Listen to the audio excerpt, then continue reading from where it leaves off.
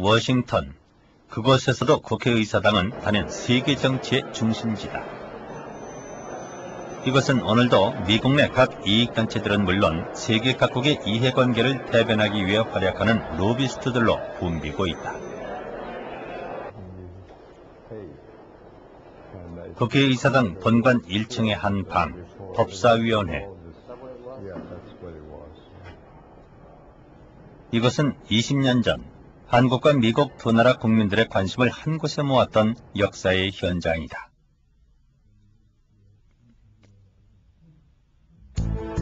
바로 이곳에서 1년 반 동안의 줄다리기 끝에 한국 정부의 불법 로비와 미국 국회의원들의 부패를 입증하기 위한 청문회가 열렸고 그것으로 사건은 종결됐다.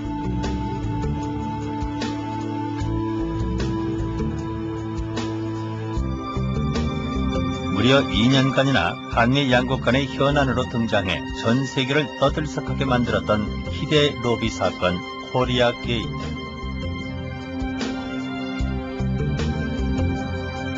그것은 200년 한미 관계사에서 최악의 순간이자 중요한 전환점이 됐던 역사적 사건이었다.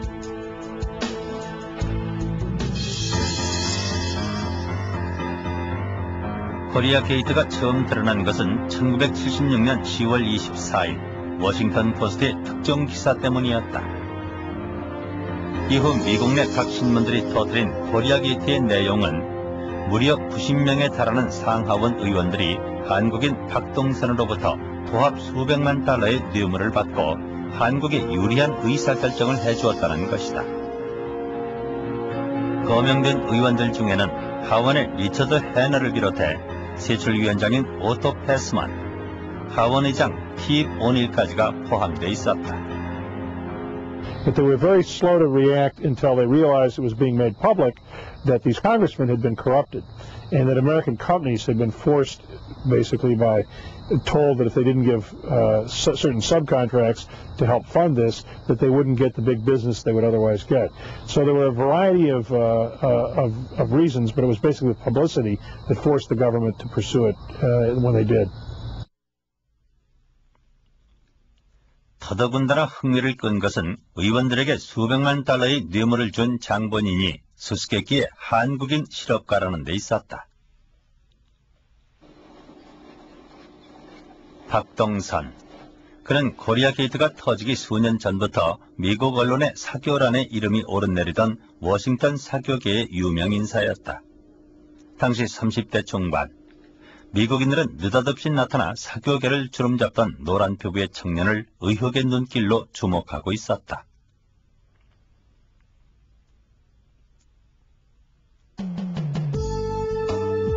박동선은 한때 한국 10대 재벌그룹에 속했던 미룡상사의 막내 아들.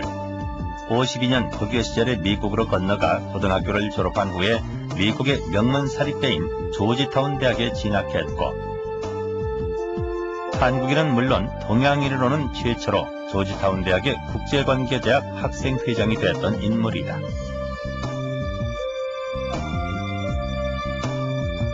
미국과 중남미 명문가의 차제들이 많이 다녔던 조지타운 대학의 학생회장. 그는 천부적인 사교술과 세련된 매너로 어려서부터의 꿈을 이루어가고 있었다. 어렸을 때부터 그랬지만 외교관이 되고 싶었는데 미국에서 유일하게 외교관 양성소가 바로 그 역사가 오래된 캐톨릭 계통의 조지타운 대학에 있었어요. 근데 공교롭게도 우리 그때 당시 그 총회하시던 장면 박사께서 아시다시피 우리나라의 캐톨릭 신도 중에 제1인자였었고 또 그분은 저희 집안하고 가까운 사이였기 때문에 그분께서 조지타운 대학을 추천하셨어요.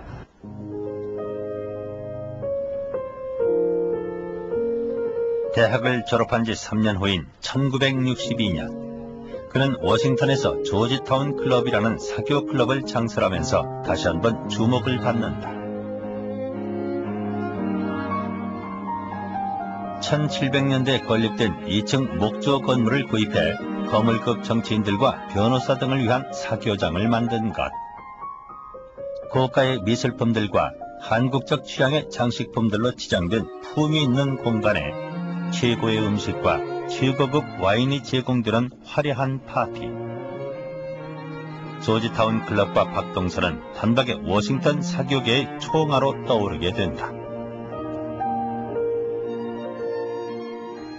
워싱턴에서 조지타운이라면 상당히 그 고급 주택가가 있고 또 외국 대사관들이 즐비한 그런 거리인데 거기에다가 대저택을 가지고 있어가지고 모두 구경 오는 집이 돼 있었어요. 그리고 이제 조지타운에다 조지타운 클럽이라는 고급 그 회원제 이 사교 클럽을 만들어가지고 최고 이 고위공직자들을 포함해서 워싱턴 국회의 그 이 거물들 또 대기업인들 이런 사람들이 드나드는 그 이 사교 클럽이 되다 보니까 자연히 주목을 받게 되는데.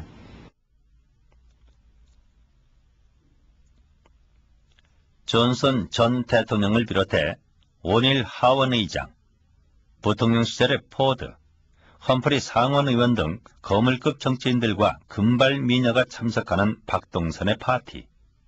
조지타운 클럽은 그 자체가 또 다른 정치의 장이었다.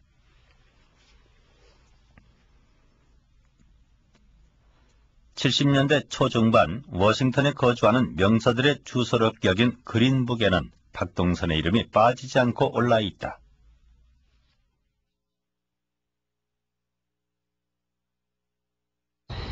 There was a larger environment that helped influence these congressmen, not just a few cocktail parties. So what was identified, I think, was a lifestyle that was very unusual for Washington, not the fact that he was Korean.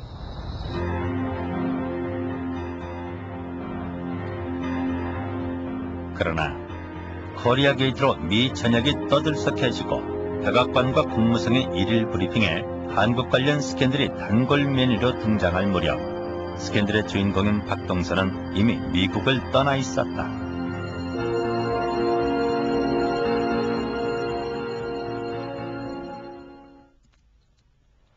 (76년 10월) 코리아 게이트가 터지기 직전까지 한국에서는 아무것도 모르고 있었다.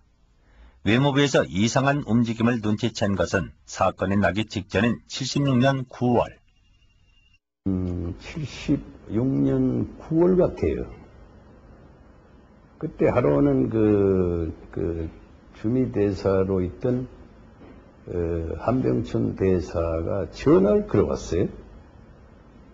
미국 그 법무성 검사가 한국 대사관이 거래하는 워싱턴 미국 은행의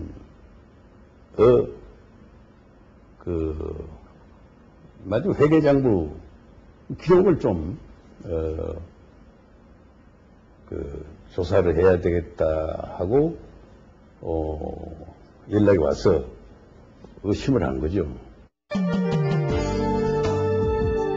도쿄에서 신문으로 소식을 접한 박동선은 즉각 서울로 와서 정부 측과 협의를 한 뒤 다시 동경을 거쳐 런던에서 10개월간 치과 생활을 한다. For half a year, Korean moneyman Tongsun Park has stayed in exile in London.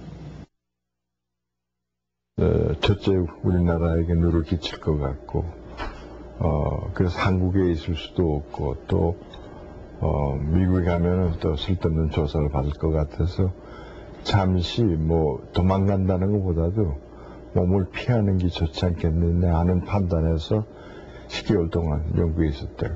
그러니까 70년대 8월 달까지. 대통령이 직접 그게 관련돼 있다는 식으로 자꾸 기사를 쓰지 않니? 청와대에서 회의를 했다. 이런 식으로 자꾸 쓰는 거예요. 그러니까 그 사건을 수습을 잘못하면 이건 대통령에 대해서 직접 상당 영향을 줄 수 있는 그런 면이 있었거든요.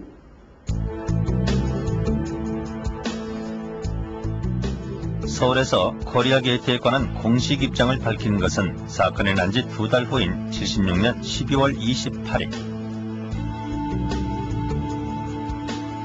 김상근 망명 사건과 청와대 토청설로 한창 시끄러울 무렵 정부의 발표 요지는 박동선과 한국 정부는 무관하다는 것이었다.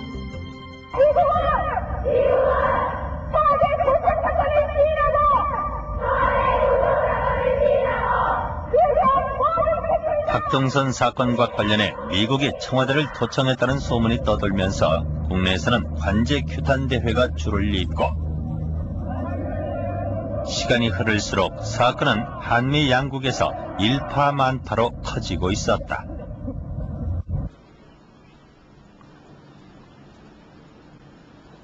박동선이 영국에 잠적해 있는 동안 10월 유신 헌법을 이제 통과시키고 미국에서는 전 중앙정보부장 김형욱을 청문회에 등장시켜 한국 정보의 연관성을 입증하기 위해 총력을 기울이고 있었다. 당시 코리아 게이트에 대한 미국 측의 조사는 크게 세 방향이었다. 하원 외교위원회의 프레이저 위원, 하원 윤리위원회의 제워스키 검사, 법무성의 시빌레트 검사. 영국에 머무르던 박동선이 처음으로 입을 연 것은 77년 8월.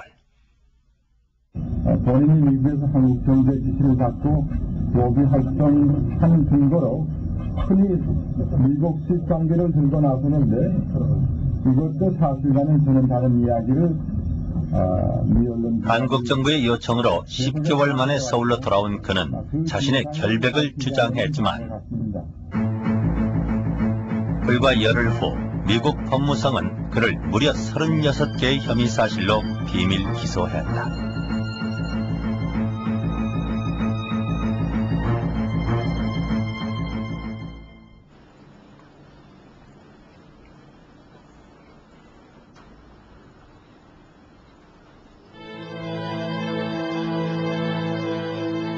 박동선의 증언이 자국민 보호를 내세운 한국 측의 반대로 무산되면서 수사가 소강 상태에 빠지자 박동선을 보내라는 미국 측의 요구는 계속 수위가 높아졌다. 77년 포드의 뒤를 이어 대통령에 취임한 카터가 친서를 보내 박동선의 미국 소환을 종용했지만 박정희 대통령의 대답은 여전히 한국 정부가 관여할 일이 아니라는 것이었다.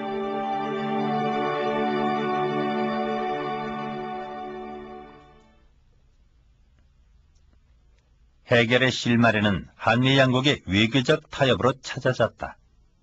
77년 10월 미국은 시빌레티 법무차관을 서울에 보내 박동선의 신문 방법을 협의하고 77년 12월 한미 양측은 박동선의 증언에 관한 사법공조협정을 체결한다. 각서의 내용은 서울신문 후 미국신문을 하고 미 법무성이 박동선에게 면책 특권을 부여한다는 것.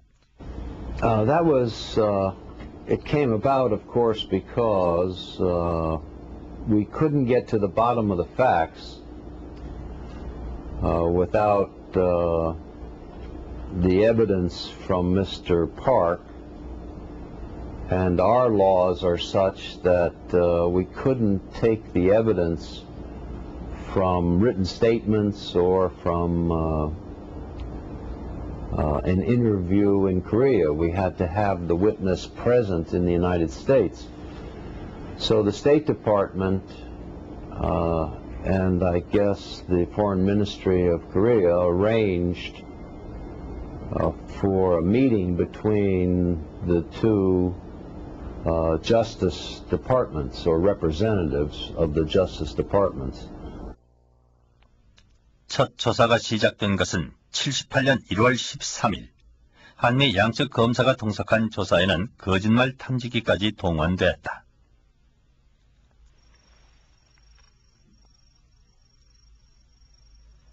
사건 이후 처음으로 신문에 응하게 된 박동선은 여유있고 당당한 모습으로 조사에 응했다.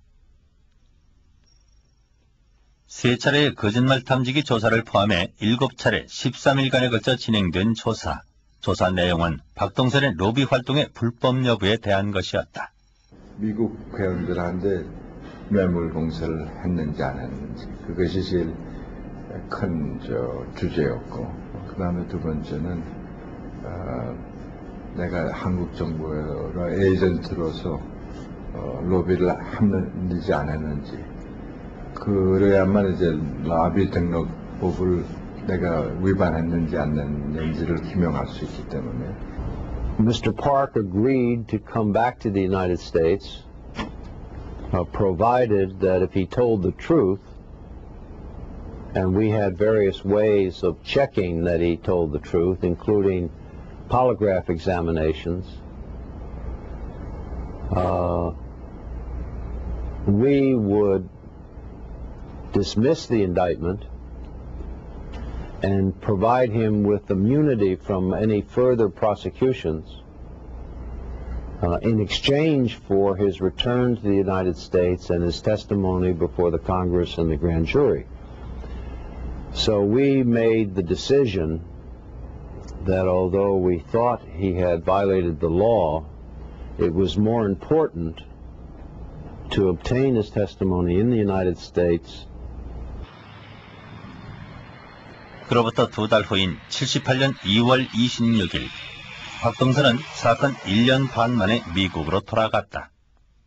덜레스 공항에서 내뱉은 그의 첫 마디는 워싱턴에 돌아와 기쁘다는 것이었다.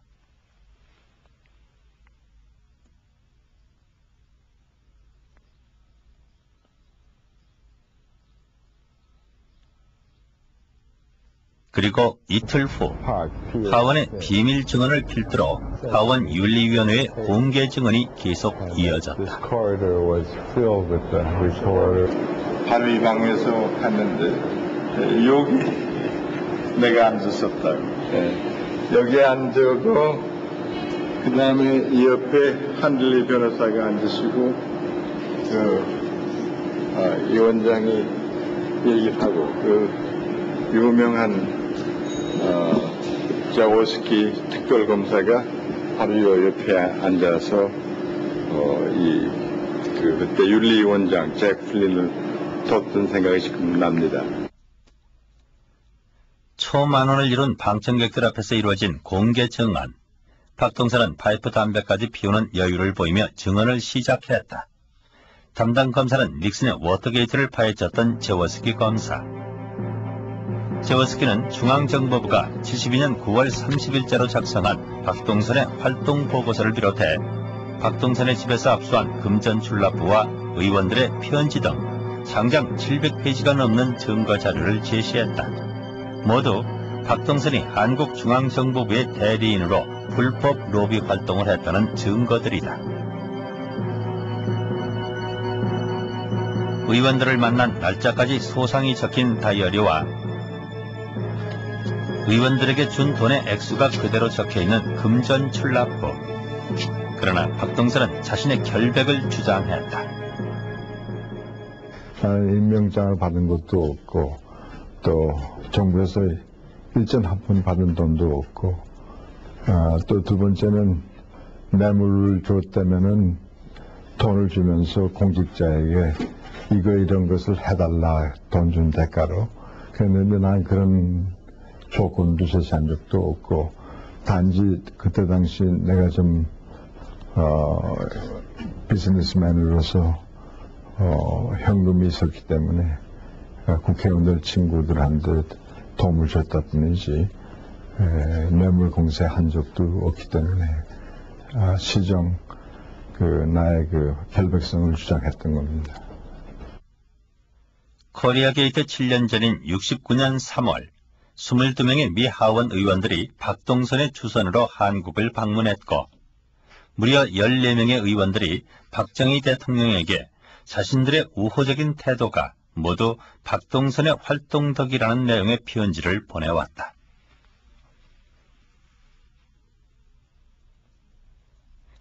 그것은 중앙정보부가 작성한 이른바 TS 리포트에도 기록돼 있었지만 그 모든 것이 미국 국회의원들의 자발적 행동이었다는 것이 박동선의 주장이었다.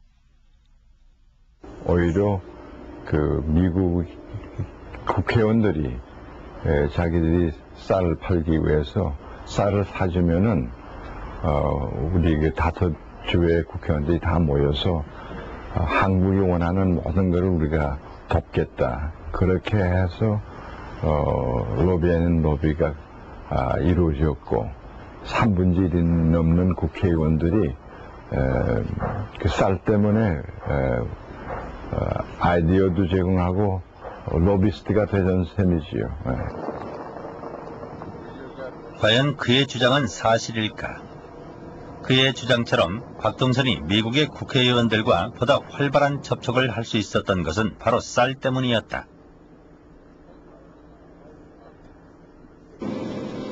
캘리포니아, 루지애나, 아칸소 같은 쌀 생산지 의원들에게 주요 쌀 시장인 한국의 박동선 같은 인물은 관심의 대상일 수밖에 없었다.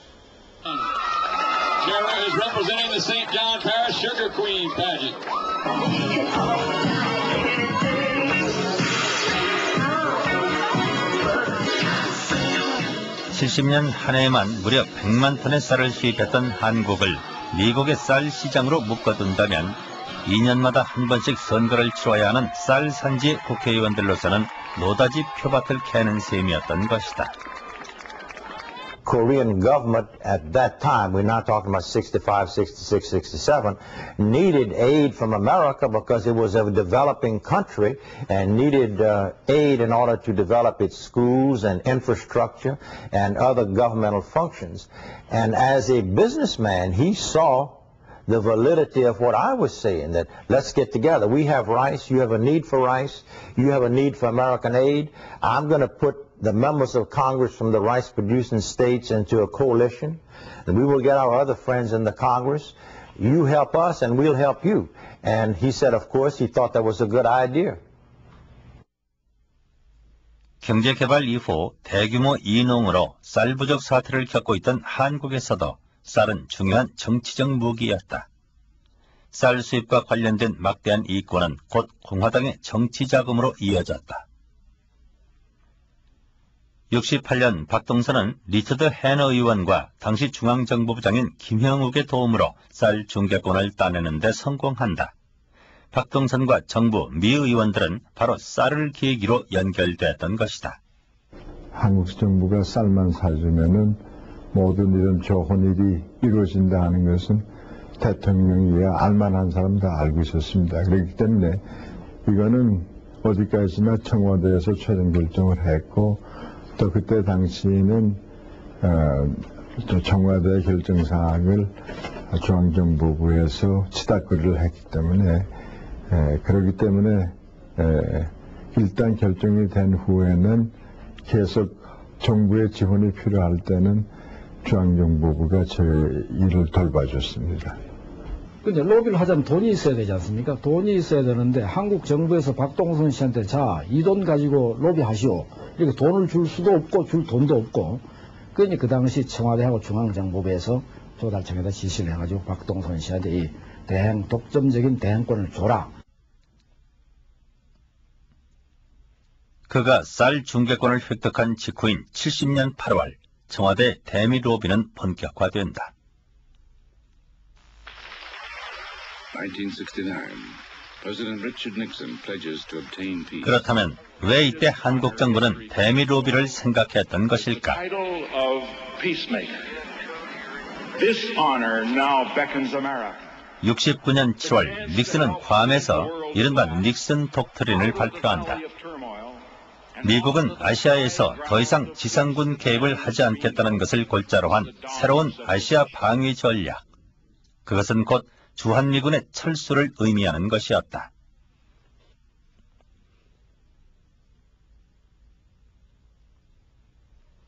닉슨 독트린이 발표된 직후인 69년 8월 박 대통령은 미국을 방문해 닉슨과 정상회담을 갖고 주한미군의 철수를 반대했으나 닉슨의 태도는 분명했다.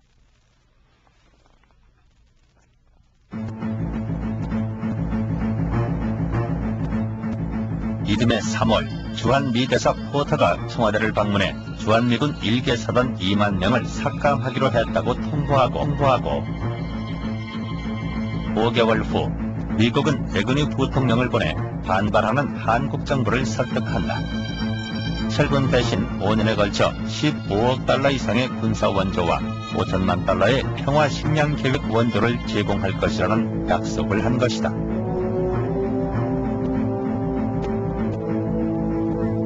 하지만 장장 6시간의 회담을 마치고 에그니가 서울을 떠난 지 3일 후 만여 명의 미군이 이미 철수했다는 사실이 뒤늦게 밝혀졌다. 미국에 대한 불신은 대의회 로비를 생각해 만든 결정적인 계기였던 것이다. 군은 획득하는데 미국 의회에 협조 없이면 어렵다. 그러니까 그 행정부에서는 군을 해주겠다. 그건 결국 뭔가 하면 이제 주한 미군의 감축 문제와 관련해가지고 감축은 하는데 그 대신에 한국 국군의 전력 증강에 응분에 지원을 하겠다 이렇게 된 거 아니겠어요? 그냥 그 예산 역시 승인을 받아야 되니까 국회 동의가 필요하다 이겁니다.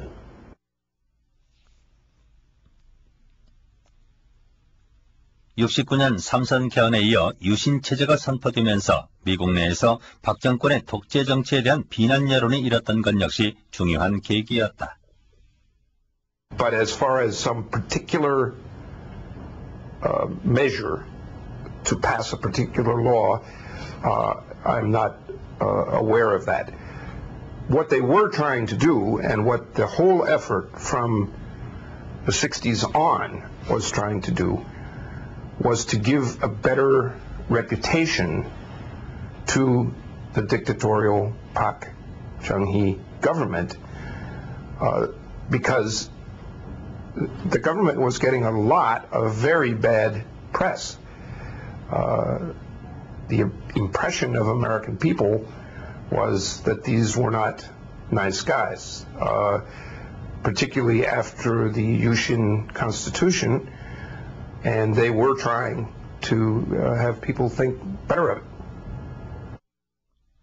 그런 배경 아래서 의회의 대한 여론을 바꿔놓을 만한 인물로 지목됐던 것이 바로 박동선과 문선명의 통일교 인사인 한국문화재단의 박보희, 볼티모어의 한국인 사업가 김한조 등이었던 것.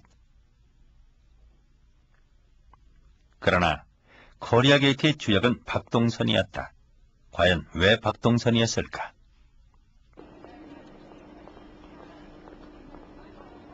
박동선이 의회 로비의 주역이 될 수 있었던 중요한 배경은 바로 박동선의 모교인 조지타운대. 전통적으로 중남미와 미국의 정치 지망생들이 가장 많이 다니는 이곳에서 학생회장까지 지냈던 박동선은 가장 자연스럽게 정치권과의 교분을 쌓을 수 있는 조건을 갖추고 있었던 것이다. 조지타운 대학은 미국의 사립 명문대학입니다. 그리고 이게 이제 수도에 있다 보니까 그 이점을 살려가지고 역사도 오래고, 그래서 이 세계 각국에서 말이죠, 명문가의 자제들이 많이 유학을 오고, 또 거기 출신들이 이 워싱턴 정관계에 많이 포진들 하고 있고, 요새 말하면 클린턴이 바로 조지타운 대학의 학부를 졸업한 사람입니다.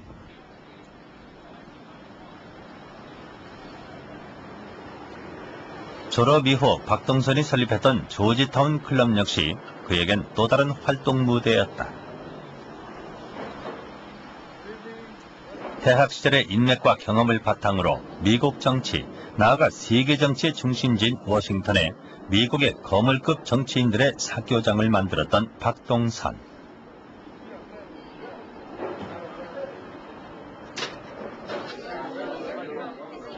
그의 조지타운 클럽은 비공식적으로 훨씬 자연스럽게 미국의 정치인들과 친분을 쌓고 영향력을 행사할 수 있는 발판이었던 것이다.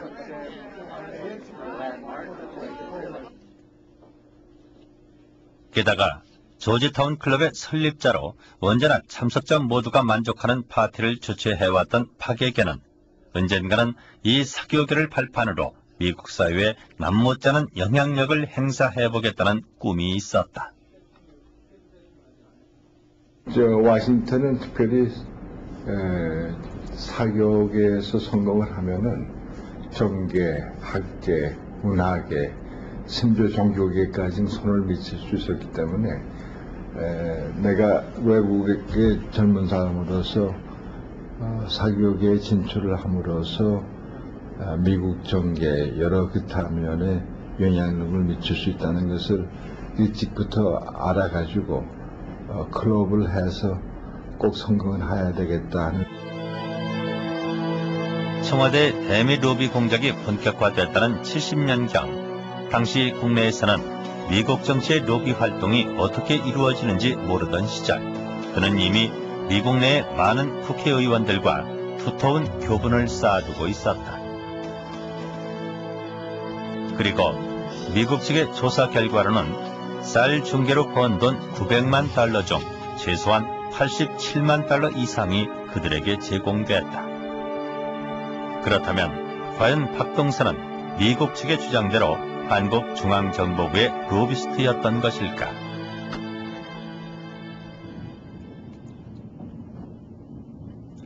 그 사실을 확인하기 위해 취재진은 일리노이주에 있는 이재현 박사의 집을 찾았다. 그는 70년대 초반 주미 한국대사관 공보관으로 근무하다 박 정권의 유신체제 반발에 망명했던 인물. 굉장히 외진 곳에 사세요. 그렇죠. 외진 곳에 올 필요가 있었으니까요. 안전관계로. 아직도 불안 속에서 살고 있는 그는 73년 미 하원의 인권문제 소위 프레이저 위원회에서 중앙정보부의 대미 활동에 대해 증언한 바 있었다. 하원지 간부회의를 소집을 했어. 근데 간부회의라면 대사가 죽어나는 거 아니에요?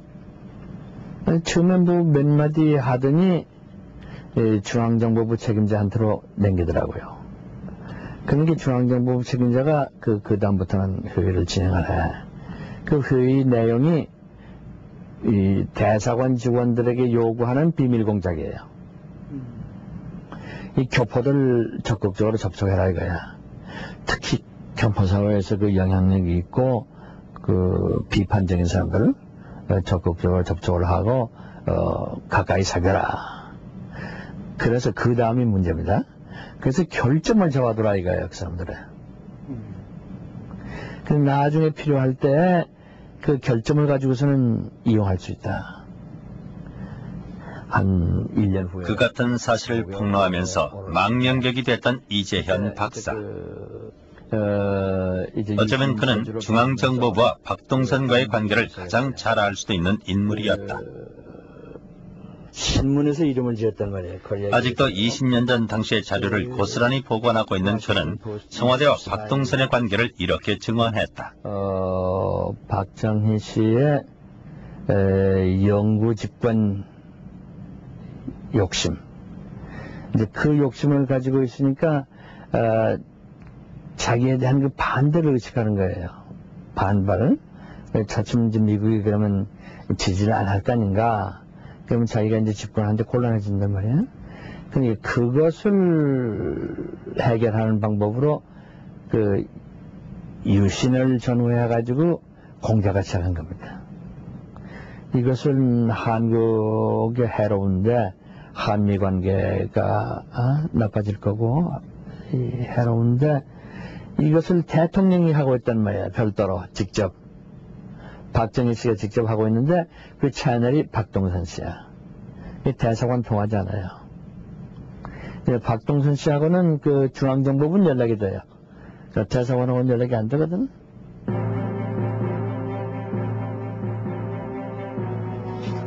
실제로 중앙정보부가 작성했다고 알려진 한 보고서에는 박동선의 활동에 대해 상세한 기록과 나름대로의 평가를 덧붙여 놓고 있다. 그리고 그것은 박동선의 기록과도 일치하는 부분이 있다.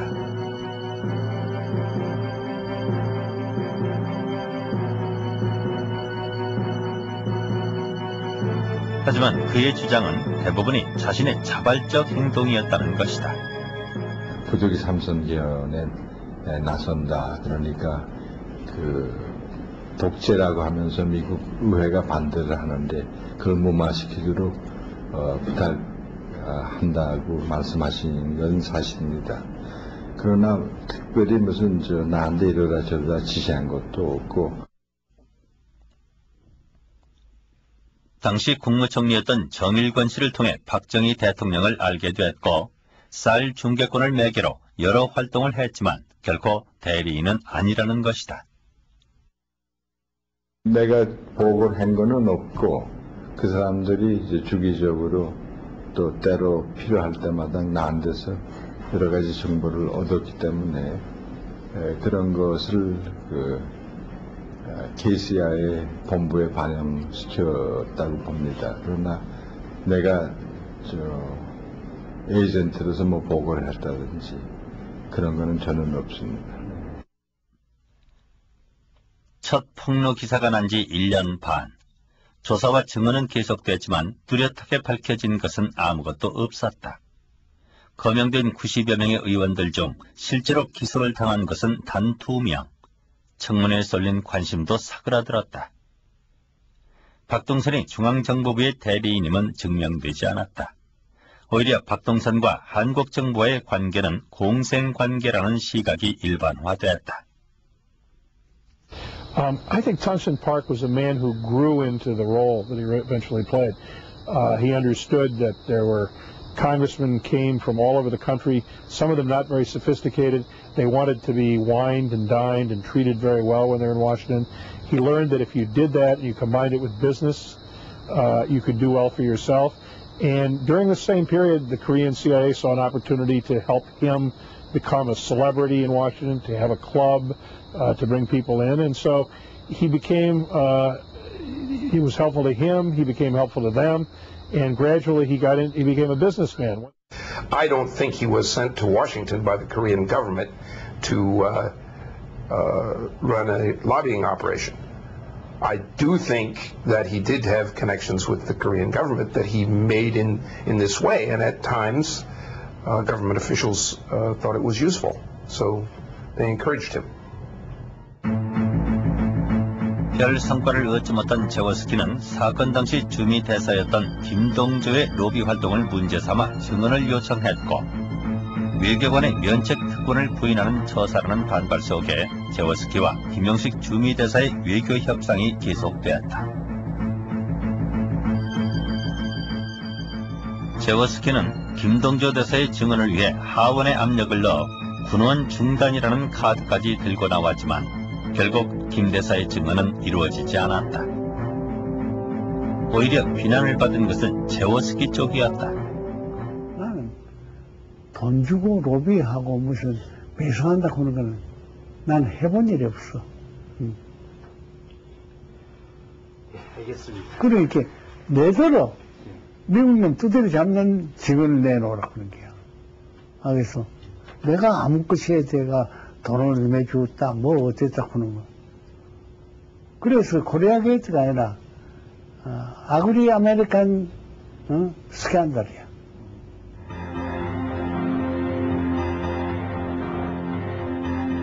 결국 제워스키는 윤리위원회 수석 고문직을 사퇴한다고 발표하고 윤리위원회는 사실상의 조사 종결 조치를 취했다. 그리고 같은 날 총 11억 6천만 달러의 대한 군사원조 승인안이 통과됐다. 수사의 초점은 박동선과 한국정부였지만 코리아 게이트의 본질은 바로 부패한 미국 의원들에 있었던 것이다. One of the reasons there was so much interest was, of course, not so much what he was doing as what the congressmen were taking, what the congressmen were accepting, and what it told Americans about how their government was corrupted. An effort with good intentions that went awry. The good intentions were to solidify an understanding of Korea, to make sure that the American Congress was familiar with Korea's needs, and unfortunately, in some instances, a few instances, the effort turned out to be excessive. But it wasn't as large a scandal or as large an underlying problem as the newspapers would have one believe it was. I think this was also a disgrace to the United States. And I think that members of the American Congress who took money deserve just as much criticism as President Park or even Park Chung-son, that our Congress deserved more criticism than they took. When I got heavily involved, it was at that phase where the Congress was investigating this, but always wanting to investigate the Korean side, not the American side. 1970년대 중반은 아직까지도 어떤 그 한미 간의 관계가 미국의 동북아 전략이라고 하는 큰 틀 속에서 이루어졌기 때문에 박동선 사건이 커다란 틀을 바꾸지는 않았다고 봅니다. 그러나 한국도 이제는 어느 정도 국제 무대에 있어서 자기의 목소리를 낼 수 있을 만큼의 힘을 가졌었기 때문에 이제 좀 더 대등한 관계의 한미 관계, 또 우리의 좀 더 합리적인 접근 방법을 통한 로비 활동의 필요성을 느끼게 되었었죠. 그렇게 사건이 종결된 지 20년. 한 호텔 연회장에서는 지난 10월에 열렸던 하남 환경박람회 주변인 스트롱 박사를 위한 오찬 행사가 있었다. 국내외 유명 인사들이 참석한 이 행사. 주최자는 바로 코리아 게이트의 주인공이었던 박동선 씨였다. 여전히 그는 미국을 비롯한 세계에 한국을 알리는 역할을 하고 있다. 여전히 아프게 남아있는 20년 전의 사건을 거울 삼아서. 저는 교훈이라고 생각하고 거울 삼아서 더 국가를 위해서 또 사회를 위해서 자기 자신을 위해서 잘할 수 있는 기회를 주지 않았냐. 다만 제가 잘했고 못한 걸 떠나서 정말 불편을 끼쳐서 미안하다 하는 생각은 늘 하고 있습니다.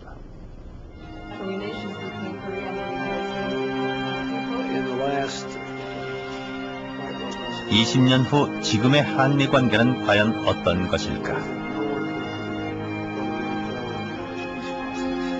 20년 전 그때의 사건은 어떤 방법으로 어떻게 미국 속에서 우리의 국익을 관철시켜 나가야 할 것인지 채 마무리 지어지지 않은 질문을 던지고 있다.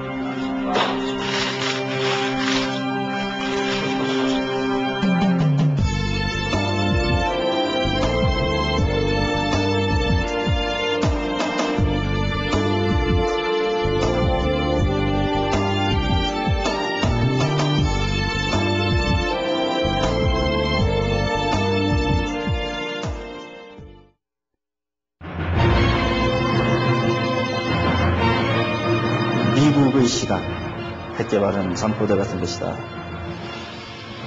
당장 그만둬야 된다.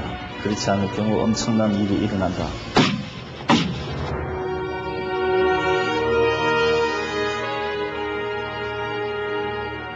내가 감출 이유도 없으니까 내가 얘기하는데 아울러 핵 개발 의도가 분명히 있었다는 건 틀림없어요. 박 대통령으로서는 생사를 걸고서 방위산업 해야 되겠다고 결심하고 있습니다.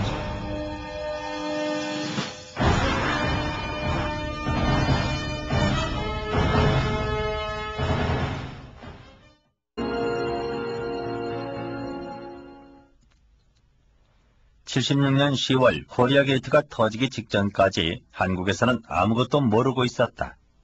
외무부에서 이상한 움직임을 눈치챈 것은 사건이 나기 직전인 76년 9월.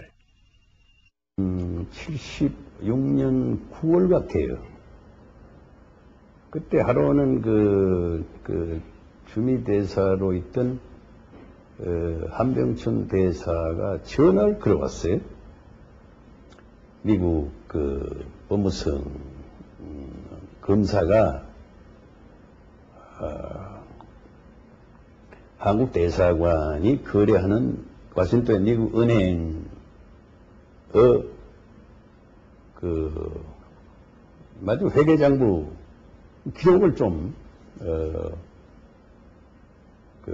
조사를 해야 되겠다 하고 연락이 와서 의심을 한 거죠. 도쿄에서 신문으로 소식을 접한 박동선은 즉각 서울로 와서 정부 측과 협의를 한 뒤 다시 동경을 거쳐 런던에서 10개월간 치과 생활을 한다. For half a year, Korean moneyman Tongsun Park has stayed in exile in London. 첫째 우리나라에게 누를 끼칠 것 같고, 그래서 한국에 있을 수도 없고, 또 미국에 가면은 또 쓸데없는 조사를 받을 것 같아서 잠시 도망간다는 것보다도 몸을 피하는 게 좋지 않겠느냐 하는 판단에서 10개월 동안 영국에 있었대요. 그러니까 70년도 8월 달까지. 대통령이 직접 그게 관련돼 있다는 식으로 자꾸 기사를 쓰자니 청와대에서 회의를 했다. 이런 식으로 자꾸 쓰는 거예요. 그러니까 그 사건을 수습을 잘못하면 이건 대통령에 대해서 직접 상당 영향을 줄 수 있는 그런 면이 있었거든요.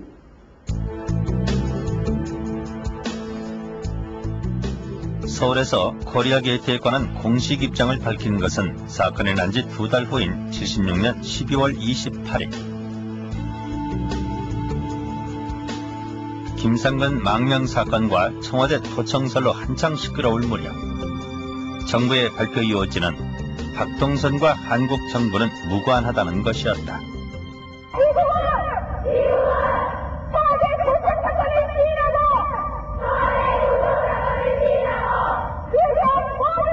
박동선 사건과 관련해 미국이 청와대를 이른바 닉슨 독트린을 발표한다. 미국은 아시아에서 더 이상 지상군 개입을 하지 않겠다는 것을 골자로 한 새로운 아시아 방위 전략.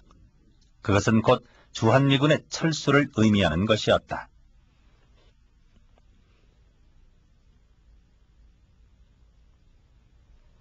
닉슨 독트린이 발표된 직후인 69년 8월, 박 대통령은 미국을 방문해 닉슨과 정상회담을 갖고 주한미군의 철수를 반대했으나 닉슨의 태도는 분명했다.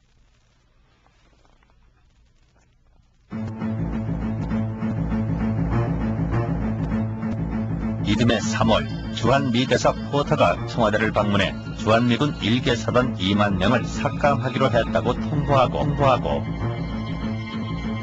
5개월 후 미국은 백은희 부통령을 보내 반발하는 한국 정부를 설득한다. 철군 대신 5년에 걸쳐 15억 달러 이상의 군사 원조와 5천만 달러의 평화 식량 계획 원조를 제공할 것이라는 약속을 한 것이다.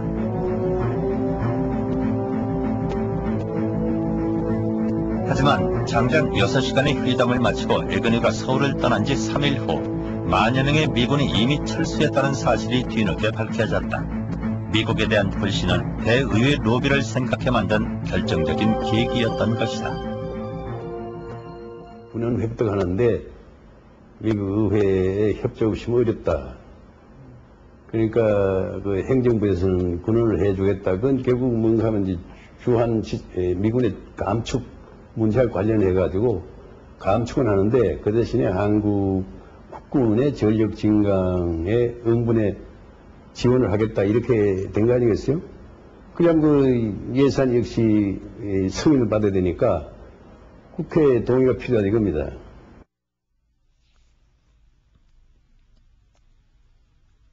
(69년) 삼선 개헌에 이어 유신 체제가 선포되면서 미국 내에서 박 정권의 독재 정치에 대한 비난 여론이 일었던 것 역시 중요한 계기였다.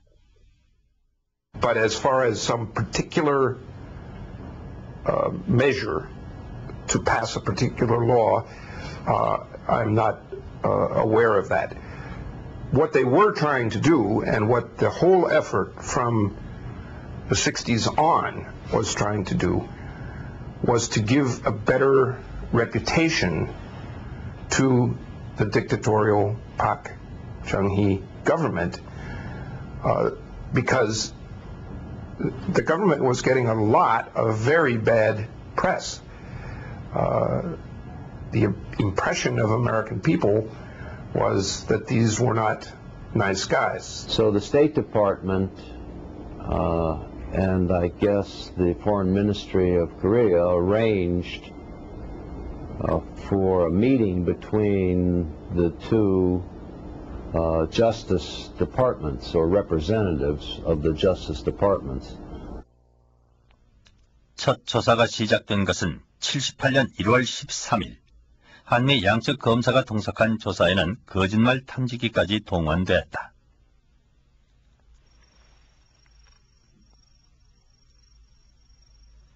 사건 이후 처음으로 신문에 응하게 된 박동선은 여유있고 당당한 모습으로 조사에 응했다. 세 차례의 거짓말 탐지기 조사를 포함해 7차례 13일간에 걸쳐 진행된 조사. 조사 내용은 박동선의 로비 활동의 불법 여부에 대한 것이었다. 미국 회원들한테 뇌물 공세를 했는지 안 했는지 그것이 제일 큰 주제였고, 그 다음에 두 번째는 내가 한국 정부의 에이전트로서 로비를 했는지 안 했는지, 그래야만 이제 라비 등록법을 내가 위반했는지 안 했는지를 규명할 수 있기 때문에. Mr. Park agreed to come back to the United States, provided that if he told the truth, and we had various ways of checking that he told the truth, including polygraph examinations, we would dismiss the indictment and provide him with immunity from any further prosecutions in exchange for his return to the United States and his testimony before the Congress and the grand jury. So we made the decision that although we thought he had violated the law, it was more important to obtain his testimony in the United States. 그로부터 2달 후인 78년 2월 26일, 박동선은 사건 1년 반 만에 미국으로 돌아갔다. 덜레스 공항에서 내뱉은 그의 첫 마디는 워싱턴에 돌아와 기쁘다는 것이었다.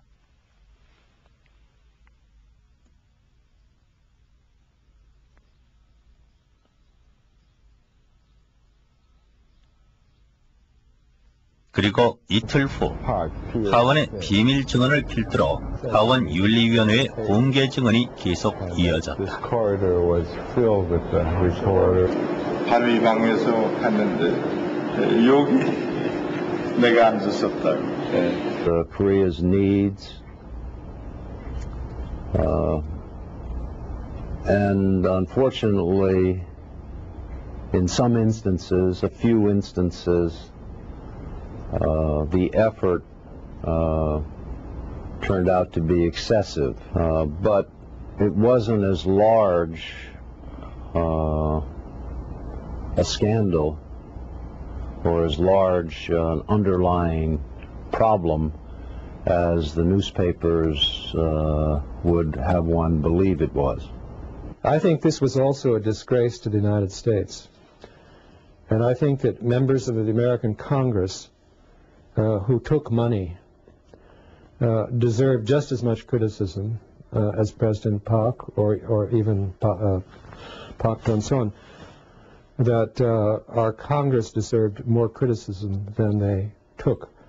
When I got heavily involved, it was at that phase where the Congress was investigating this, but always wanting to investigate the Korean side, not the American side. 1970년대 중반은 아직까지도 어떤 그 한미 간의 관계가 미국의 동북아 전략이라고 하는 큰 틀 속에서 이루어졌기 때문에 박동선 사건이 커다란 틀을 바꾸지는 않았다고 봅니다. 그러나 한국도 이제는 어느 정도 국제 무대에 있어서 자기의 목소리를 낼 수 있을 만큼의 힘을 가졌었기 때문에 이제 좀 더 대등한 관계의 한미 관계, 또 우리의 좀 더 합리적인 접근 방법을 통한 로비 활동의 필요성을 느끼게 되었었죠. 그렇게 사건이 종결된 지 20년. 한 호텔 연회장에서는 지난 10월에 열렸던 하남 환경박람회 주빈인 스트롱 박사를 위한 오찬 행사가 있었다. 국내외 유명 인사들이 참석한 이 행사. 주최자는 바로 코리아 게이트의 주인공이었던 박동선 씨였다. 여전히 그는 미국을 비롯한 세계에 한국을 알리는 역할을 하고 있다. 여전히 아프게 남아있는 20년 전의 사건을 거울 삼아서. 저는 교훈이라고 생각하고 거울 삼아서 더 국가를 위해서 또 사회를 위해서 자기 자신을 위해서 잘할 수 있는 기회를 주지 않았냐. 다만 제가 잘했고 못한 걸 떠나서 정말 불평을 끼쳐서 미안하다 하는 생각은 늘 하고 있습니다.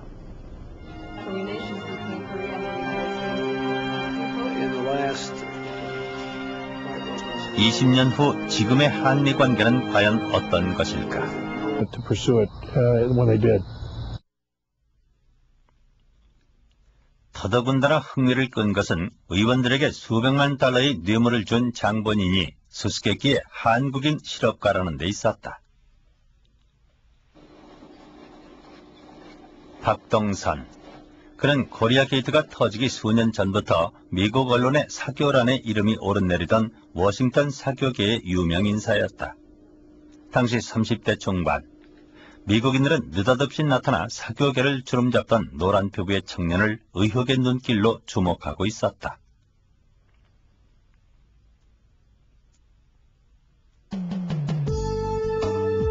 박동선은 한때 한국 10대 재벌그룹에 속했던 미령 상사의 막내 아들. 52년 고교 시절에 미국으로 건너가 고등학교를 졸업한 후에 미국의 명문 사립대인 조지타운 대학에 진학했고, 한국인은 물론 동양인으로는 최초로 조지타운 대학의 국제관계대학 학생회장이 됐던 인물이다.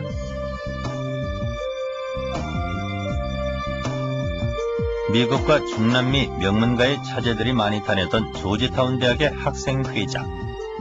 그는 천부적인 사교술과 세련된 매너로 어려서부터의 꿈을 이루어가고 있었다.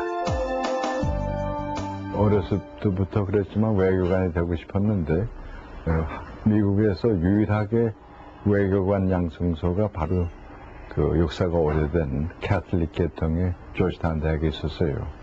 근데 공교롭게도 우리 그때 당시 그 총회하시던 장면 박사께서 아시다시피 우리나라의 캐톨릭 신도 중에 제1인자였었고 또 그분은 저희 집안하고 가까운 사이였기 때문에 그분께서 조지타운 대학을 추천하셨어요.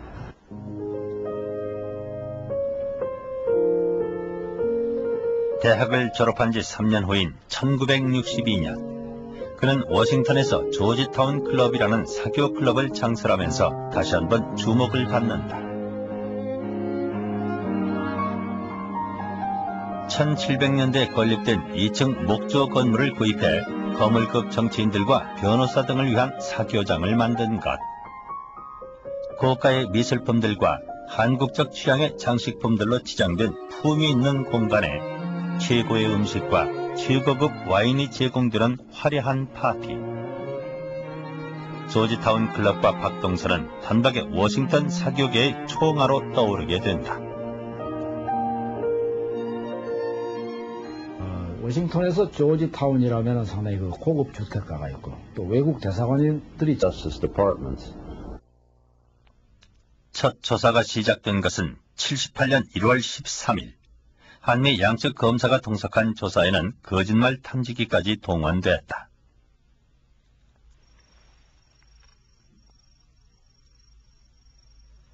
사건 이후 처음으로 신문에 응하게 된 박동선은 여유있고 당당한 모습으로 조사에 응했다. 세 차례의 거짓말 탐지기 조사를 포함해 7차례 13일간에 걸쳐 진행된 조사. 조사 내용은 박동선의 로비 활동의 불법 여부에 대한 것이었다. 미국 회원들한테 뇌물 공세를 했는지 안 했는지 그것이 제일 큰 주제였고, 그 다음에 두 번째는 내가 한국 정부의 에이전트로서 로비를 했는지 안 했는지, 그래야만 이제 라비 등록법을 내가 위반했는지 안 했는지를 규명할 수 있기 때문에. Mr. Park agreed to come back to the United States, provided that if he told the truth, and we had various ways of checking that he told the truth, including polygraph examinations, we would dismiss the indictment and provide him with immunity from any further prosecutions in exchange for his return to the United States and his testimony before the Congress and the grand jury. So we made the decision that although we thought he had violated the law, it was more important to obtain his testimony in the United States. 그로부터 2달 후인 78년 2월 26일, 박동선은 사건 1년 반 만에 미국으로 돌아갔다. 덜레스 공항에서 내뱉은 그의 첫 마디는 워싱턴에 돌아와 기쁘다는 것이었다.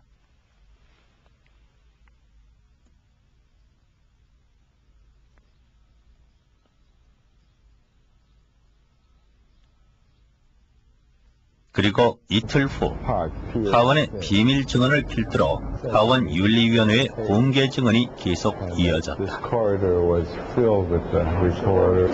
한의방에서 갔는데 여기 내가 앉았었다고.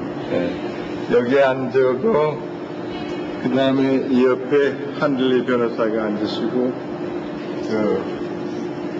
이 원장이 얘기하고 그 유명한 자워스키 특별검사가 우리가 돕겠다. 그렇게 해서 로비하는 로비가 이루어졌고 3분의 1이 넘는 국회의원들이 그 쌀 때문에 아이디어도 제공하고 로비스트가 되던 셈이지요.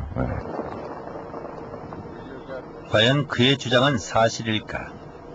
그의 주장처럼 박동선이 미국의 국회의원들과 보다 활발한 접촉을 할 수 있었던 것은 바로 쌀 때문이었다.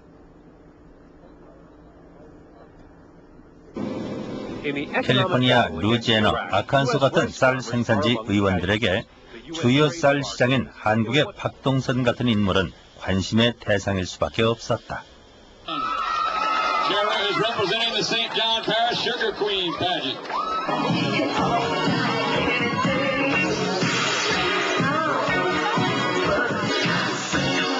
(70년) 한 해에만 무려 100만 톤의 쌀을 수입했던 한국을 미국의 쌀 시장으로 묶어둔다면 2년마다 한 번씩 선거를 치러야 하는 쌀 산지 국회의원들로서는 노다지 표밭을 캐는 셈이었던 것이다. Korean government at that time, we're not talking about 65, 66, 67, needed aid from America because it was a developing country and needed aid in order to develop its schools and infrastructure and other governmental functions. And as a businessman, he saw the validity of what I was saying, that let's get together. We have rice, you have a need for rice, you have a need for American aid.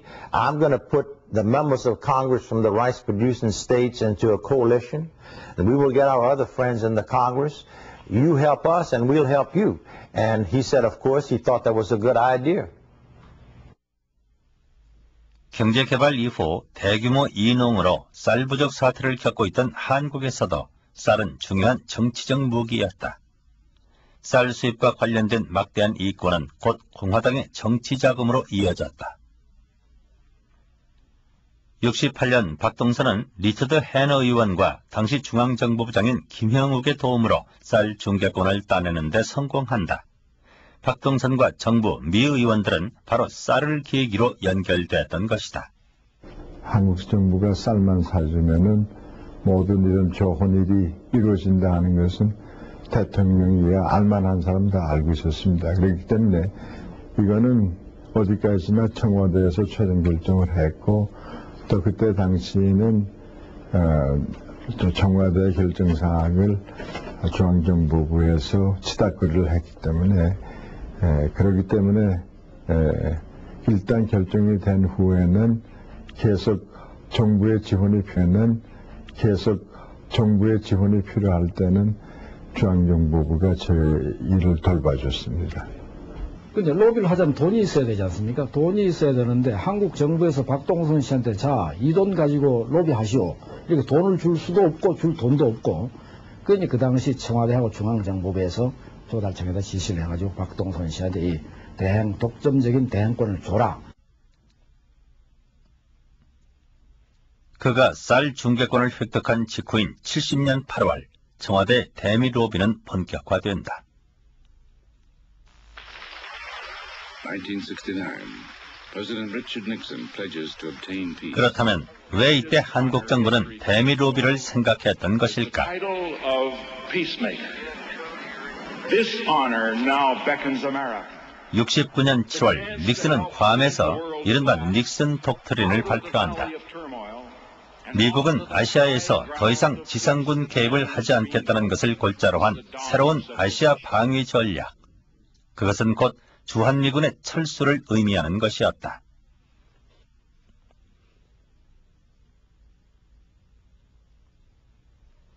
닉슨 독트린이 발표된 직후인 69년 8월 박 대통령은 미국을 방문해 닉슨과 정상회담을 갖고 주한미군의 철수를 반대했으나 닉슨의 태도는 분명했다.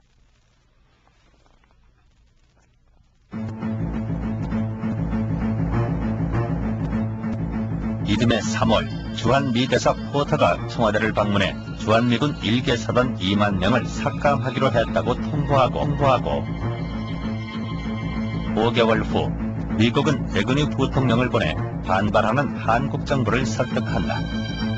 철군 대신 5년에 걸쳐 15억 달러 이상의 군사 원조와 5천만 달러의 평화 식량 계획 원조를 제공할 것이라는 약속을 한 것이다.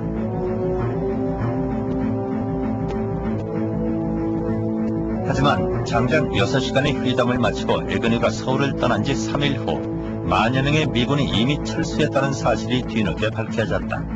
미국에 대한 불신은 대의회 로비를 생각해 만든 결정적인 계기였던 것이다. 군은 획득하는데 미국 의회에 협조 없이 어렵다. 그러니까 그 행정부에서는 군을 해주겠다. 그건 결국 뭔가 하면 이제 미군의 감축 문제와 관련해가지고 감축은 하는데 그 대신에 한국 국군의 전력 증강에 응분에 지원을 하겠다 이렇게 된 거 아니겠어요? 그냥 그 예산 역시 승인을 받아야 되니까 국회 동의가 필요하다 이겁니다. 협상이 계속되었다. 제워스키는 김동조 대사의 증언을 위해 하원에 압력을 넣어 군원 중단이라는 카드까지 들고 나왔지만 결국 김 대사의 증언은 이루어지지 않았다. 오히려 비난을 받은 것은 제워스키 쪽이었다. 나는 돈 주고 로비하고 무슨 배송한다고 하는 거는 난 해본 일이 없어. 알겠습니다. 그러니까 내더러 미국놈 두드려 잡는 직원을 내놓으라 그런 게야. 그래서 내가 아무 것에 내가 돈을 내주었다 뭐 어쨌다 하는 거. 그래서 코리아 게이트가 아니라 아그리 아메리칸 스캔들이야.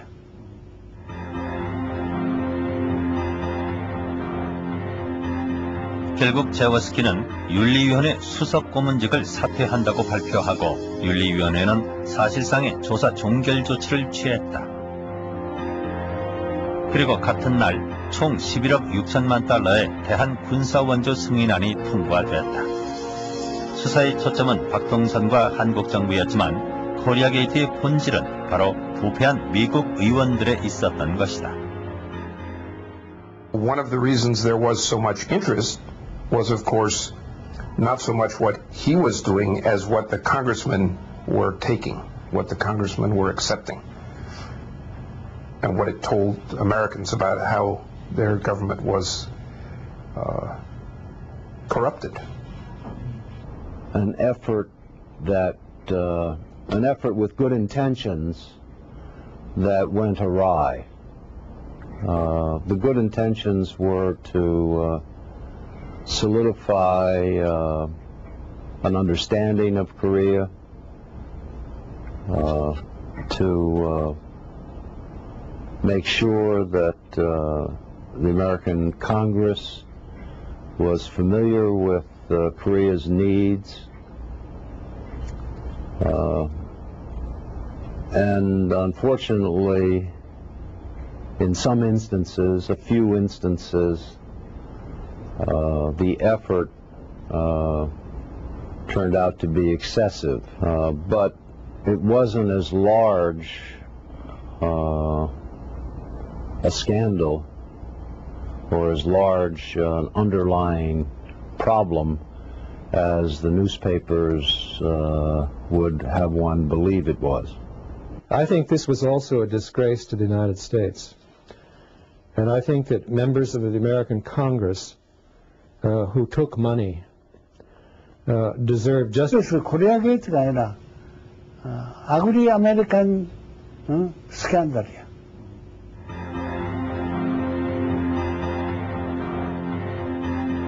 결국 제워스키는 윤리위원회 수석 고문직을 사퇴한다고 발표하고 윤리위원회는 사실상의 조사 종결 조치를 취했다. 그리고 같은 날 총 11억 6천만 달러의 대한 군사원조 승인안이 통과됐다. 수사의 초점은 박동선과 한국 정부였지만 코리아 게이트의 본질은 바로 부패한 미국 의원들에 있었던 것이다. One of the reasons there was so much interest was, of course, not so much what he was doing as what the congressmen were taking, what the congressmen were accepting, and what it told Americans about how their government was corrupted. An effort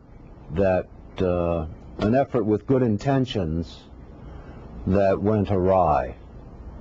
The good intentions were to solidify an understanding of Korea, to make sure that the American Congress was familiar with Korea's needs, and unfortunately, in some instances, a few instances, the effort turned out to be excessive, but it wasn't as large a scandal or as large an underlying problem as the newspapers would have one believe it was. I think this was also a disgrace to the United States. And I think that members of the American Congress who took money deserve just as much criticism as President Park or even Park Chung-son, that our Congress deserved more criticism than they took. When I got heavily involved, it was at that phase where the Congress was investigating this, but always wanting to investigate the Korean side, not the American side. 1970년대 중반은 아직까지도 어떤 그 한미 간의 관계가 미국의 동북아 전략이라고 하는 큰 틀 속에서 이루어졌기 때문에 박동선 사건이 커다란 틀을 바꾸지는 않았다고 봅니다. 그러나 한국도 이제는 어느 정도 국제 무대에 있어서 자기의 목소리를 낼 수 있는